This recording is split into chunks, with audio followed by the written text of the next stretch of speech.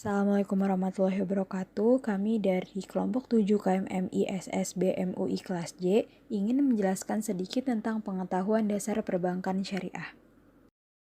Adapun subbab yang akan kita bahas itu ada pengertian perbankan syariah, sejarah perbankan syariah, perbedaan bank syariah dan bank konvensional, lalu kemudian ada tujuan perbankan syariah, ada asas perbankan syariah, prinsip perbankan syariah, konsep operasional perbankan syariah, dan akad-akad dalam transaksi perbankan syariah. Yang pertama ada pengertian perbankan syariah. Menurut Undang-Undang Nomor 21 Tahun 2008, perbankan syariah merupakan segala sesuatu yang menyangkut tentang bank syariah dan unit usaha syariah, mencakup kelembagaan, kegiatan usaha, serta cara dan proses dalam melaksanakan kegiatan usahanya. Selanjutnya, ada sejarah perbankan syariah di Indonesia. Pada tahun 1980, terdapat inisiatif pendirian Bank Islam Indonesia melalui diskusi-diskusi yang bertemakan Bank Islam sebagai pilar ekonomi Islam. Pada tahun 1990, Majelis Ulama Indonesia membentuk kelompok kerja untuk mendirikan Bank Islam di Indonesia yang kemudian melahirkan PT Bank Muamalat Indonesia pada tanggal 1 November 1991, yang kemudian menjadikannya sebagai bank syariah pertama yang ada di Indonesia. Namun, baru mulai beroperasi pada tanggal 1 Mei 1992. Selanjutnya ada perbedaan bank syariah dan bank konvensional. Di sini terdapat perbedaan dari beberapa aspek. Yang pertama ada dari aspek fungsi. Pada bank konvensional, fungsinya yaitu menghimpun dana dan menyalurkan dana, sedangkan pada bank syariah ditambah dengan menjalankan fungsi sosial. Untuk prinsip dasarnya itu sendiri, bank syariah sudah pasti menggunakan prinsip syariah Islam, sedangkan bank konvensional menggunakan prinsip materialis. Dalam bank syariah, uang sebagai alat tukar dan bukan komoditi, sedangkan pada bank konvensional, uang sebagai komoditi. Untuk orientasinya sendiri, bank syariah memiliki orientasi tujuan sosial ekonomi Islam dan keuntungan, sedangkan bank konvensional memiliki orientasi keuntungan. Selanjutnya mengenai tujuan perbankan syariah. Jika kita mengacu Undang-Undang Nomor 21 Tahun 2008, kita bisa mengetahui bahwa tujuan perbankan syariah yaitu untuk menunjang pelaksanaan pembangunan nasional dalam rangka meningkatkan keadilan, kebersamaan, dan pemerataan kesejahteraan rakyat. Jadi dari sini kita bisa menyimpulkan bahwa memang perbankan syariah ini dilaksanakan sangat menyesuaikan dengan prinsip-prinsip serta ajaran-ajaran syariah yang diajarkan oleh agama Islam. Selanjutnya mengenai asas perbankan syariah. Perbankan syariah dalam melakukan kegiatan usahanya berasaskan setidaknya kepada 3 hal. Yang pertama, berasas syariah. Yang kedua, berasas demokrasi ekonomi. Dan terakhir, berasaskan kehati-hatian. Setelah kita mengetahui asas perbankan syariah, selanjutnya kita juga perlu tahu apa prinsip perbankan syariah. Sesuai dengan namanya, prinsip perbankan syariah adalah prinsip syariat hukum Islam yang mengacu kepada aturan-aturan di dalam Al-Quran maupun Al-Hadis, atau juga didasarkan pada fatwa yang dikeluarkan oleh lembaga yang memiliki kewenangan dalam penetapan fatwa di bidang syariah, yang dalam hal ini kalau di Indonesia adalah DSN atau Dewan Syariah Nasional. Dengan perbankan syariah yang berprinsip pada prinsip hukum Islam, ini berarti segala aktivitas atau operasional perbankan syariah tidak bisa dijalankan semau-maunya atau sewenang-wenangnya. Ada suatu koridor hukum yang harus ditaati oleh para pelaksananya, yaitu koridor hukum syariat Islam. Mereka tidak bisa melewati koridor hukum tersebut dalam menjalankan perbankan syariah. Semuanya harus didasarkan pada prinsip syariah yang sudah termaktub dalam Al-Quran maupun Al-Hadis maupun ijtihad dan hukum-hukum Islam yang lain. Selanjutnya ada konsep operasional perbankan syariah. Konsep operasional perbankan syariah terdiri dari 3, yaitu ada penghimpunan dana, penyaluran dana, dan produk jasa perbankan lainnya. Dalam penghimpunan dana terdapat 2 prinsip, yaitu prinsip wadiah dan prinsip mudorobah. Prinsip wadiah yang diterapkan adalah wadiah ayat domanah yang diaplikasikan pada produk rekening giro. Pada prinsip ini, keuntungan atau kerugian dari penyaluran dana menjadi hak milik dan tanggung jawab bank, sedangkan pemilik dana tidak dijanjikan imbalan dan tidak menanggung kerugian.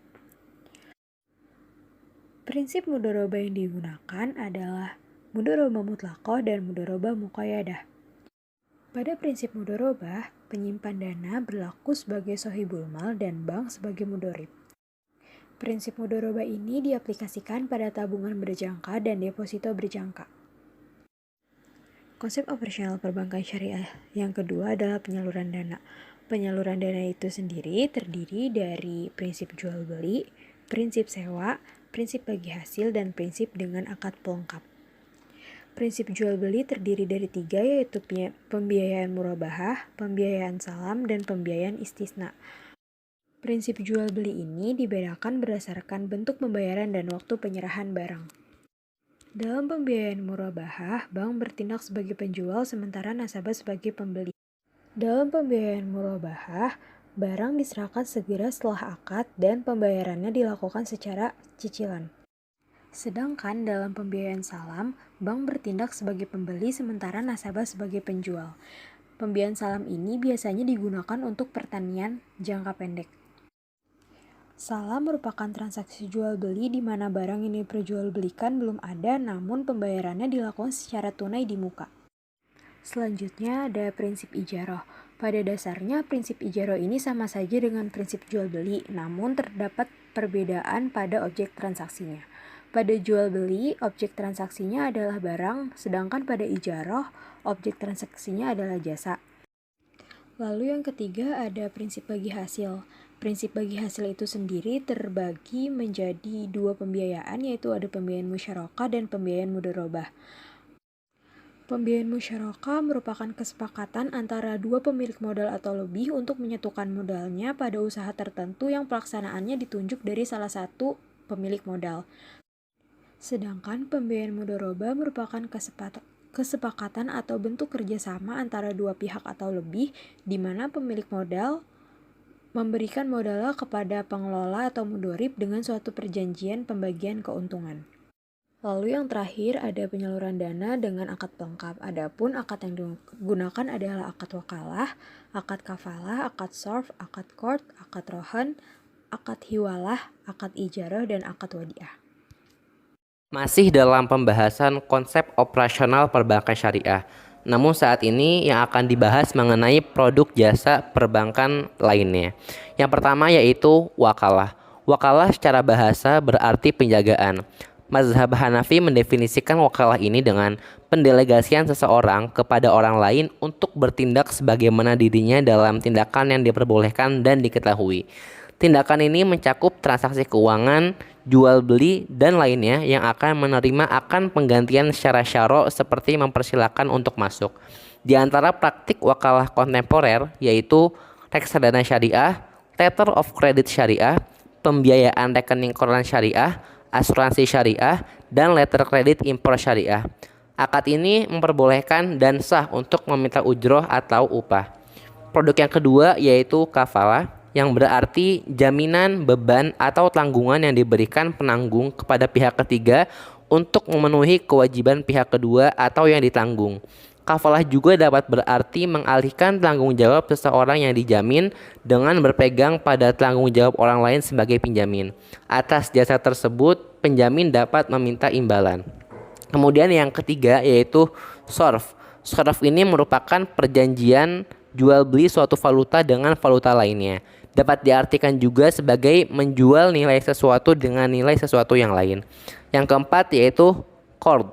Qard ini merupakan pinjaman yang wajib dikembalikan dengan jumlah yang sah pada waktu yang disepakati.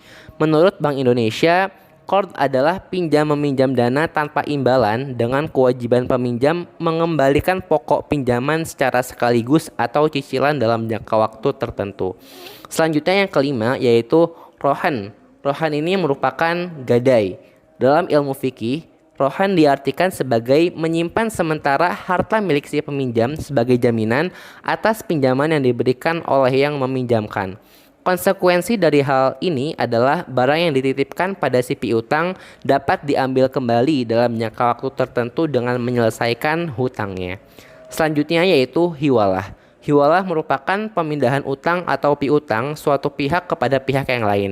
Dalam lembaga keuangan, hiwalah ini diterapkan pada fasilitas tambahan kepada nasabah pembiayaan yang ingin menjual produknya kepada pembeli dengan jaminan pembayaran dari pembeli tersebut dalam bentuk giro mundur. Selanjutnya yaitu ijaroh. Ijaroh berarti secara bahasa upah atau kompensasi.